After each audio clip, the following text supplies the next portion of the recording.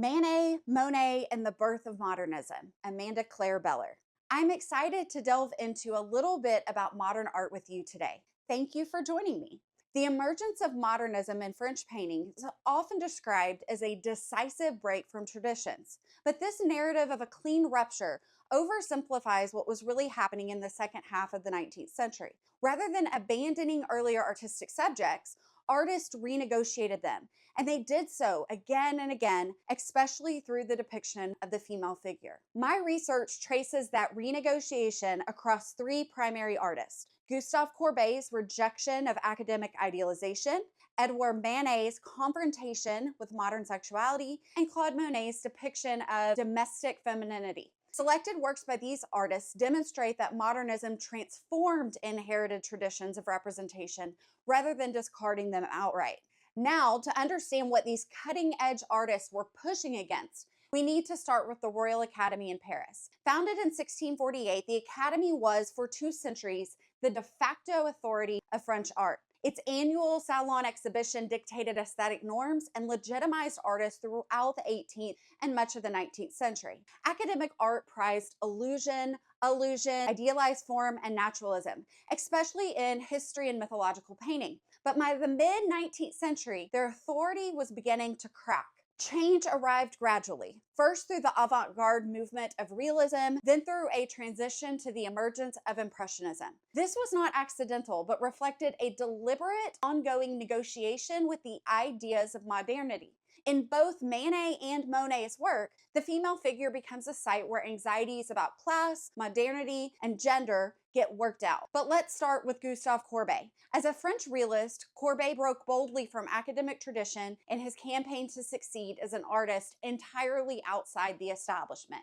During the revolutionary year of 1848, he connected with emerging socialist thinkers whose ideas about labor and the social value of art shaped Courbet's commitment to painting ordinary life and rejecting the hierarchies the Academy enforced. In 1855, he went further still, building his own art pavilion simply titled Realism, Gustave Courbet, period. That act marked a turning point in how art could be presented, evaluated, received, entirely apart from the official sanction.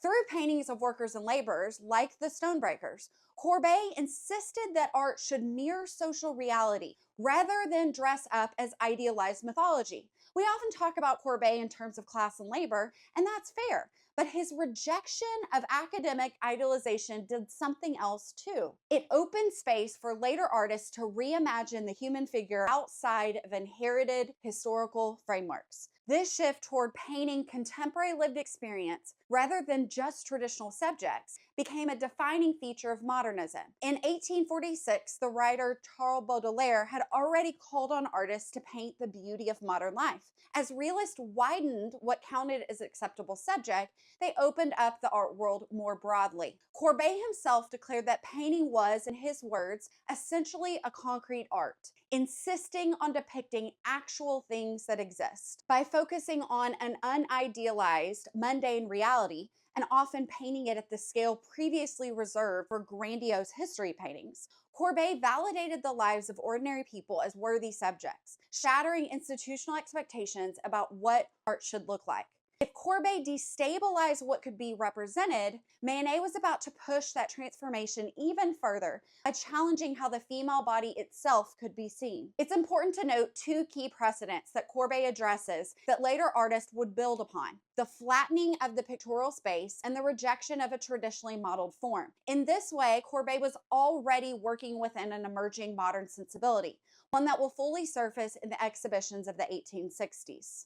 That decade opens with controversy. Manet's Le Déjeuner sur l'herbe, Luncheon on the Grass, was rejected from the official Salon of 1863, along with the majority of works submitted. So many artists were rejected that Napoleon III approved a counter-exhibition, the so-called Salon des Refusés, where Le Déjeuner was shown. The response was largely hostile. Viewers were, in one contemporary critic's words, perplexed and irritated by Manet's incomprehensible subject matter and his seemingly inconsistent technique. The scale of the figures, the strangeness of the scene, and the flatness that rejected traditional perspective all contributed to negative responses. But not every response was negative. One critic saw something else entirely in Salon des Refusés: called it a new beginning, praising its vigor and sincerity compared to the works in the official salon. These refused works rejected mythology, history, academic polish. Some viewed that as a welcome change. The Salon des Refuses inadvertently opened the door to future alternative exhibitions, an ongoing challenge to the Academy's authority, not unlike Courbet's Pavilion 8 years before. Even so, many artists kept seeking the Academy's approval. The prestige and prize money were simply too valuable to walk away from. Meanwhile, the 19th century was transforming in another way too. The rise of the bourgeoisie, who increasingly commissioned art. Crucially, they weren't just buying and viewing modern art, they were becoming its subject matter. Nowhere do the tensions of modernity, class, gender come together more explicitly than Olympia. Manet completed the painting in 1863 and submitted it to the Salon 2 years later. It ignited a firestorm, a watershed moment that permanently changed public discourse around the female nude. As scholars note, Manet wasn't just destroying traditional ideas about form, he was determined to impose new ideas on a traditional subject. Essentially, a Renaissance Venus recast as Olympia. In constructing this modern reclining nude, Manet gives his audience something startling, an unidealized courtesan. This description isn't far off from real accounts of Parisian prostitutes at the time. The Goncourt brothers, for example, described a courtesan whose mansion on the Champs-Élysées drew constant male visitors in strikingly similar terms. White flesh, a mouth like a straight painted line, a face powdered chalk white like a painted corpse. That's close to what Manet paints. In constructing Olympia, Manet fuses several sources at once: Courbet's realism, visible presence of real Parisian courtesans, and the long academic tradition of the Renaissance reclining Venus, most famously Titian's Venus of Urbino. The public reaction to Olympia was harsh, and the intensity suggests something deeper than an aesthetic discomfort. It points to real anxiety about shifting social boundaries, the visibility of sexuality and class within the modern urban life. Newspapers and cartoons mocked the painting mercilessly. But the critic Émile Zola became one of Manet's fiercest defenders, praising his originality. Zola wrote that Manet had simply painted according to his own vision, in open defiance of the sacred rules taught in art schools. And he urged critics to judge Manet fairly, not just for Manet's sake, for the sake of every original artist to come. The public reaction to the painting was so intense that the painting had to be moved higher up on the gallery wall, out of reach of viewers who wanted to damage it. Olympia faces the audience directly. She becomes, in Charles Bernheimer's phrase, an erotic commodity, laid out for a male audience with a conventionally pretty face. In the academic tradition, the nude appeared as Venus, pristine, unblemished, fully modeled in warm, luminous paint, resting on an inviting bed.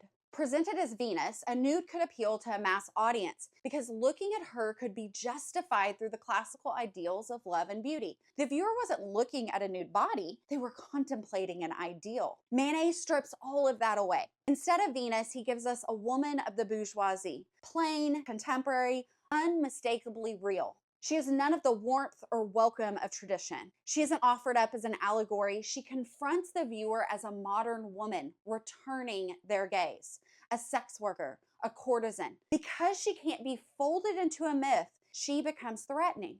The public simply doesn't know how to look at her. Her sexuality dissolves the clean line between social classes, and that dissolution is exactly what provokes such anxiety in the French public. This painting shows us that the male gaze, the allure of the female form, can overwhelm even class distinctions. Olympia doesn't dismantle the structures of looking, it makes them visible. It forces the viewer to reckon with their own role in consuming the female body. Following Courbet's example, Manet staged his own independent exhibition in 1867, cementing his role as a key inspiration for the artist who would soon become the Impressionist. Scholar Kermit Champa goes as far as to call Impressionism the first progeny of Olympia, arguing that more than any other single painting, Olympia set the tone for the entire artistic revolution to come.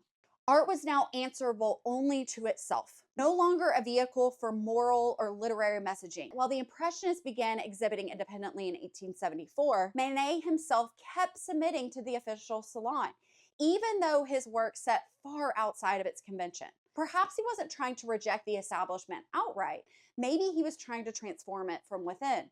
where Olympia confronts the viewer with the disruptive presence of modern sexuality. Claude Monet's work can look at first like a retreat into something quieter and more harmonious. But that quietness is deceptive, even though tranquil to us today. 19th century critics found the loose brushwork rejection of academic convention deeply unsettling. The historian John Ruwald argues that Impressionism was, in a sense, inevitable, not because one visionary led it, but because a whole group of artists arrived at vaguely parallel tendencies more or less independently. Their brushwork, palettes, and subject matter varied, but what united them was a shared embrace of modern technique and a shared rejection of academic rules. Manet had already become friends in the 1860s with the artist who would become the Impressionist, including Claude Monet himself, who he met in Paris. That friendship tells us something important. Impressionism is not a clean break from realism, but an evolution of it. Manet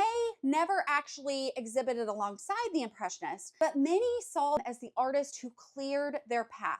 His directness with color, his confidence with brushwork, these clearly inspired artists who were chasing the same authenticity. Impressionism pushed further still, beyond simply painting what the eye sees, towards capturing spontaneous, fleeting moments of modern life, often emphasizing the atmosphere of a scene over solid form. Because the Impressionists weren't bound by tradition or the rules of the Academy, they were free to chase opticality and the ephemeral. Monet's Impressionism Sunrise from 1873 is what gave the movement its name, and that name started out as an insult. The critic Louis Leroux coined it derisively, implying that Monet couldn't really paint, that he could only capture an impression. Ironically, he put his finger exactly on what made Impressionism new: its emphasis on visual experience over precise description. Scholars have since connected this to phenomenology, the process of describing experience before sorting it into fixed categories or objective facts.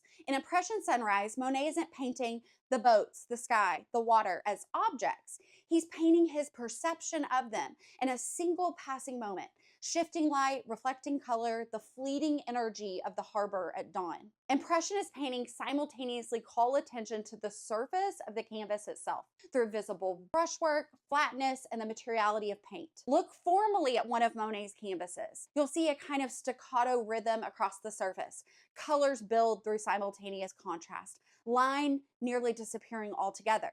Instead of building convincing illusions of deep space, Monet's paintings celebrate fleeting perception itself through daubs of color and points of light. That same sensibility shapes how Monet paints the female figure. And here's where the comparison to Manet becomes sharp. Where Olympia confronts us, Monet's Camille reading offers something that looks naturalized and harmonious. Femininity aligned with leisure, domesticity, and the pleasantness of nature itself. In this 1872 painting, Camille sits quietly in the grass, reading, her frilly dress fanning out around her. True to Impressionist aims, Monet paints the effects of light and time moving through space, so that even a still-seated figure feels momentary and fleeting. Dappled sunlight filters through branches overhead. The complementary colors of pink and green build a pleasing visual harmony. Monet gives us Camille as an idealized vision of bourgeois femininity. Compare that to Olympia, also reclining left to right across the canvas, but frankly and confrontationally nude. Camille, by contrast, is presented as dignified, conservatively dressed. That shift isn't a rejection of modernity, it's another restabilization of it, a way of absorbing potentially disruptive elements, like the female body, into acceptable bourgeois norms. Olympia is at work, Camille is at leisure. Olympia meets our gaze directly. Camille looks down, absorbed demurely in her book. And yet, despite these very real differences, both paintings show us a female constructed by a male artist.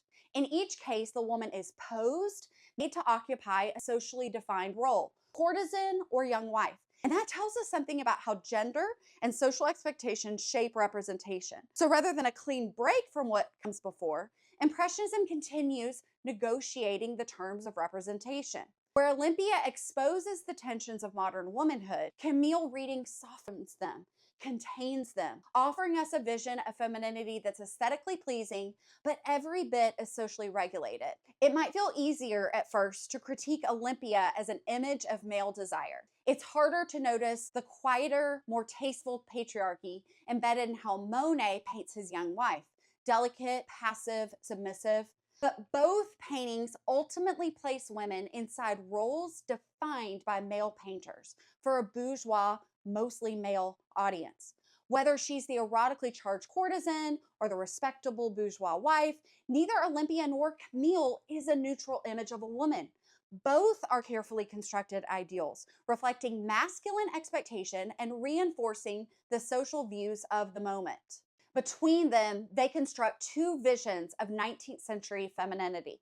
So, where does that leave us? Rather than a decisive break from academic tradition, the emergence of modernism in art reveals a process of transformation, one where older structures persist, but in an altered form.